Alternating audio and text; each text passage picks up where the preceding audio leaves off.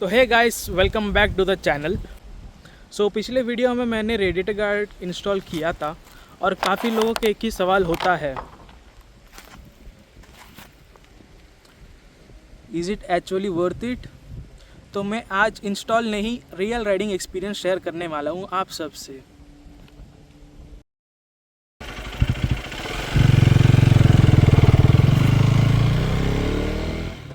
Install के बाद मैंने बाइक को सिटी ट्रैफिक में भी चलाया, थोड़ा ओपन रोड पे भी और नॉर्मल डेली यूज़ में भी।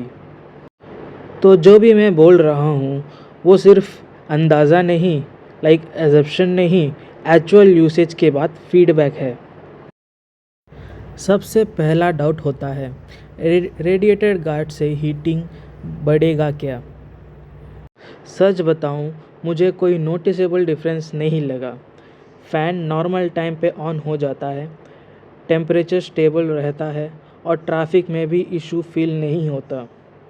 अगर आप गुड क्वालिटी का गार्ड यूज़ कर रहे हो तो एयर फ्लो का प्रॉब्लम नहीं आता। जो चीज़ एक्चुअली नोटिस होता है वो है पीस ऑफ माइंड। राइड के बाद जब आप रेडिएटर देखते हो, फिन्स सेफ होते हैं, स्टोन या मड डायरेक्टली हिट नहीं करता। आपको पता ही है, इंडियन रोड्स के हिसाब से ये काफ़ी यूज़फुल लगता है। और लुक वाइज पर्सनली मुझे बाइक थोड़ा और मस्कुलर लग रहा है। साउंड या वाइब्रेशन का कोई इशू नहीं है, राइड बिल्कुल नॉर्मल होता है। एक ही चीज़ मैं क्लियरली बोलना चाहूँगा, अच्छे कंपनी का गार्ड लगाना। Poor quality guard air flow block कर लेता है और फिर हीटिंग इशू आ सकता है। तो थोड़ा एक्स्ट्रा स्पेंड करना बेटर है इंस्टेड ऑफ फ्यूचर प्रॉब्लम्स।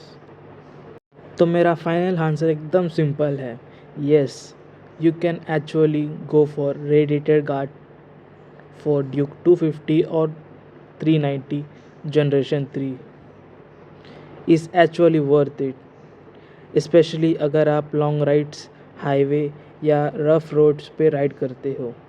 ये एक ऐसा मॉड है जो देखने से ज़्यादा प्रोटेक्शन के लिए होता है।